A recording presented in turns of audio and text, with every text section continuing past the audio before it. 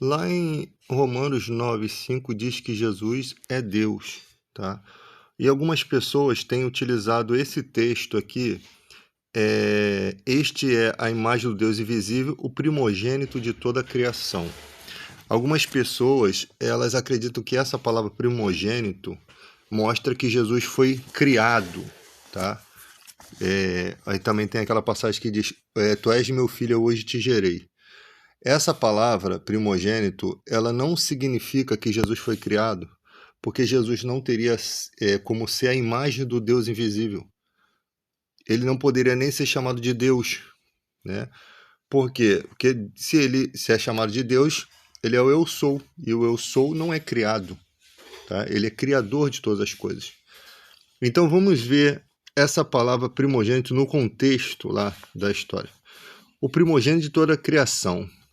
O primogênito pode aplicar-se a uma prioridade em termos de tempo ou de posição.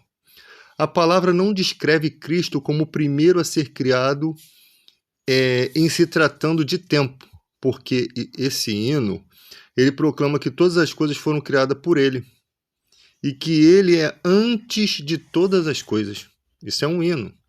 Jesus é o eterno que existia antes de toda a criação. A ideia de primogênito na cultura hebraica, que é sempre interessante você perceber isso, não exigia que o filho tivesse sido o primeiro a nascer. Esse não era o caso de Isaac ou de Jacó, mas eles eram os primogênitos no sentido de serem herdeiros legítimos da linhagem de seus pais. Ser primogênito referia-se mais à posição e ao privilégio do que à ordem do nascimento. Sendo Deus, Cristo tem a posição mais alta em relação a toda a criação. Contudo, ele não é apenas uma divindade transcendente que nos criou. É aquele que morreu em nosso favor, conforme Filipenses 2, do versículo 6 ao 18. E em seguida ressuscitou dos mortos, né? Portanto, ele também é o primogênito dentre os mortos, Colossenses 1, 18. O primeiro a passar pela verdadeira ressurreição, 1 Coríntios 15, 20. Então, esse antigo hino cristão, ele enfatiza a superioridade de Cristo em relação a toda a criação. Jesus é aquele que criou todas as coisas, materiais e imateriais, visíveis ou invisíveis.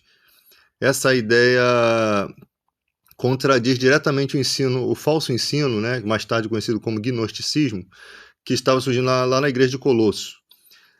Em geral, os gnósticos eles acreditavam em vários seres angelicais que eram criadores da terra e que Cristo ele apenas estava entre muitos desses anjos. A Bíblia afirma que tudo foi criado por ele e para ele. Jesus não somente criou todas as coisas, tudo foi criado para os seus propósitos. Hebreus 1:2, segundo o qual é herdeiro de tudo, né?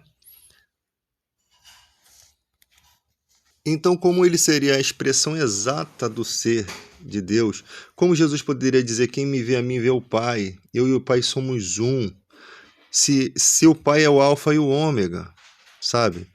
Como ele poderia ter dito isso?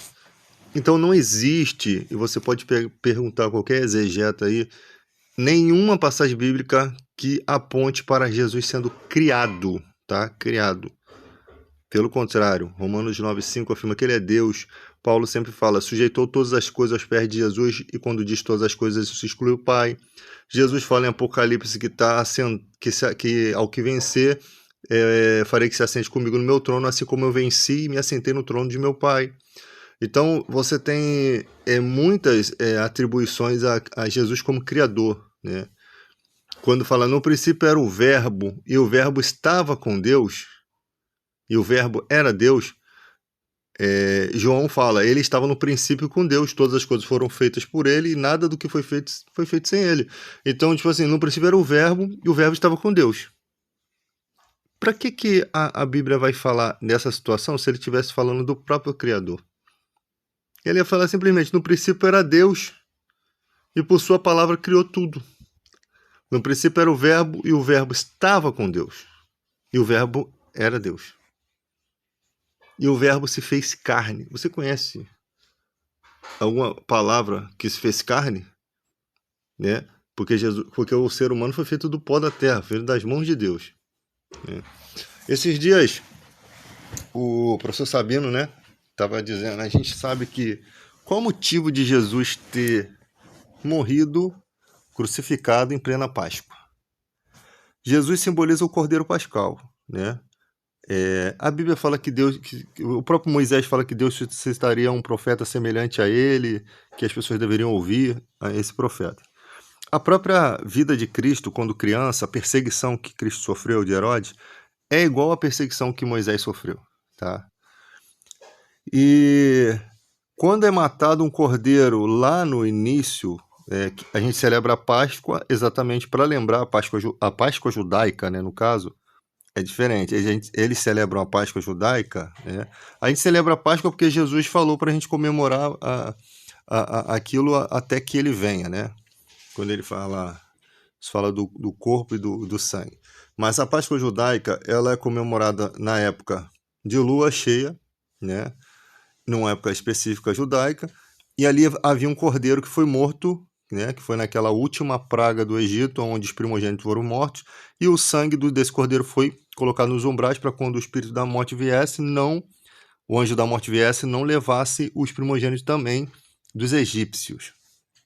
Eu não sei se alguns judeus puderam ajudar os egípcios que eram mais próximos nessa situação. Talvez os vizinhos, né? Pessoas que você ama e tal, talvez pudesse participar disso, eu não sei. Mas justamente Jesus morre na Páscoa e esse cordeiro não tinha nenhum dos ossos quebrados. Foi por isso que não puderam quebrar as pernas de Jesus na cruz. Nenhum dos ossos podia ser quebrado, tá? O ferimento de lança, que sai água e sangue, possivelmente foi por conta daquela situação de Moisés ter ferido a rocha, possivelmente foi isso. E esse professor Sabino fala, não, mas não tem como Mateus ter visto trevas naquele momento. Olha, porque ele fala isso porque não existe eclipse solar em época de lua cheia. Sim, não existe. Mas o eclipse lunar existe em época de lua cheia. Nós temos dois eclipses. O solar, que acontece nas luas novas, e como ali era a lua cheia, possivelmente foi um eclipse lunar, apesar de que Deus não precisa de um eclipse para fazer as coisas. Porque fé é certeza de coisas que se esperam e convicção de fatos que não se veem. Então, se o Mateus é um testemunho de Cristo, está me testemunhando algo, como eu creio que ele tem um Espírito Santo, que é um homem santo, eu vou crer nele. Mas eu acho interessante que esses caras que se dizem professor, que não creem em Jesus, não creem na Bíblia, eles gostam muito de, tipo assim, quando é conveniente, a fala de Mateus serve para ele confrontar. Mas quando não é conveniente, não serve, né? Ou seja, quando a gente fala que crê no que o cara está dizendo, não serve para ele. Porque a gente se baseia por fé, é o que as nossas escrituras diz. Fé é certeza. As pessoas pensam que a Bíblia é um manual só de regra. Pelo contrário, ela é o único livro que revela algumas questões.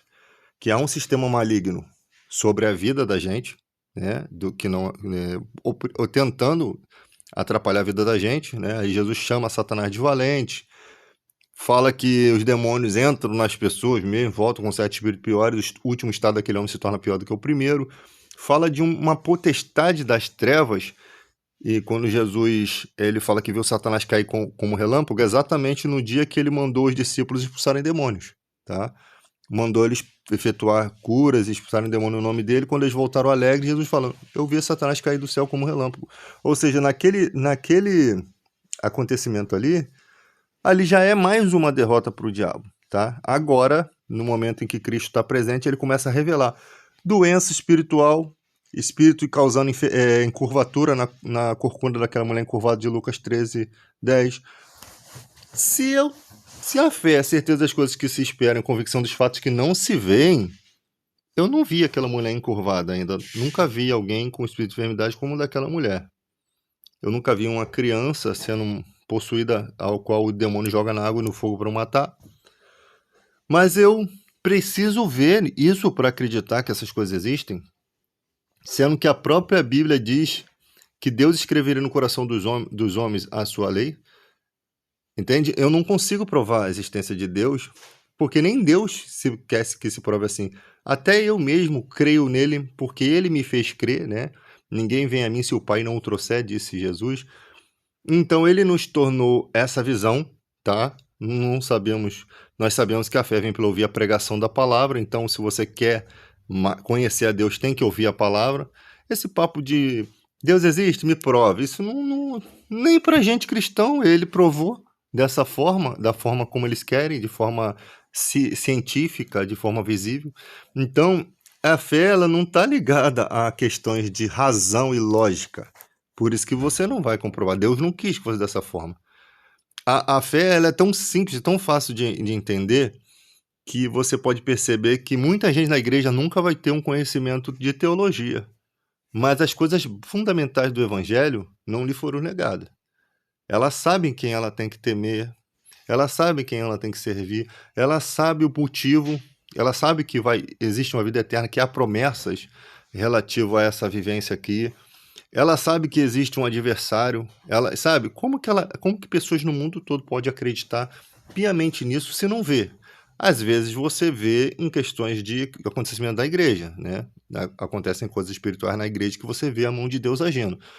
Mas mesmo que você não visse aquilo, você crê. Se a fé está no nome de Jesus, no poder do nome de Jesus, eu vou crer no nome de Jesus, tá? O que eu não posso é forçar a barra para que aconteçam as coisas, porque o próprio Pedro, que foi um homem muito usado em curas, ele falou: Senhor, estarei na cidade tal, que a sua mão esteja sobre mim para efetuar curas. Como é que um homem que já tem autoridade no nome de Jesus precisa pedir a Deus? Entender a soberania de Deus. Entende-se a soberania de Deus. Por que Paulo, que ressuscitou um homem no poder do nome de Jesus e fez tantas coisas, né, não curou Epafrodito, que adoeceu mortalmente? Por quê? Não curou a Timóteo, que tinha frequente enfermidade no estômago. Por que o próprio Timóteo não se curou? Porque tem situações que tu acha que a pessoa não orou a Deus? E por que não funcionou? Talvez seja o espinho na carne de Timóteo. No caso de Epafrodito, talvez tenha chegado o momento dele partir. Então, se for de doença, de coração parar, de for alguma coisa da vida, vai acontecer. Os próprios cristãos não morreram jogados na cova dos leões, cerrados ao meio. Sabe, a nossa expectativa em Deus não está limitada a essa vida, tá? Então, a pessoa que, eu fico triste porque Deus deixou eu passar por isso. Você não está entendendo o que a Bíblia está mostrando. Você não está numa época como na época de Paulo, onde Paulo nem queria, ele desejava que as pessoas vivessem solteiras por conta da presente tribulação. Você tem uma família, numa época em que as famílias cristãs estavam sendo jogadas para os leões, seria motivo de uma tristeza terrível. Você vai botar filho no mundo para ele ser devorado por leões, para ele ser cerrado ao meio, para ele passar pelos sacrifícios de fé que você tem. Mas ele sabia também que as pessoas não conseguiam viver sem as necessidades sexuais. Muitas pessoas não conseguiam. Então, é melhor casar do que viver abrasado. Então, o que Paulo está aconselhando ali é tipo assim, às vezes o cara vai ter uma esposa, mas não vai ter filhos. Quem vai botar filho no mundo onde o mundo está te dizimando? É só doido que vai fazer isso, tá? Porque aí você está trazendo sofrimento para o seu futuro. E Paulo está dando um conselho. É um conselho justo? Lógico. Qualquer idiota vai entender que Paulo está falando uma coisa justa. Mas as pessoas não são obrigadas a nada. Cada um, é como que Paulo fala. Eu queria, mas cada um faz do seu jeito. Quem achar que tem condição de suportar essa situação, suporte. Quem não achar que deve ser de outra forma, faça. Então é isso. O evangelho é dessa forma.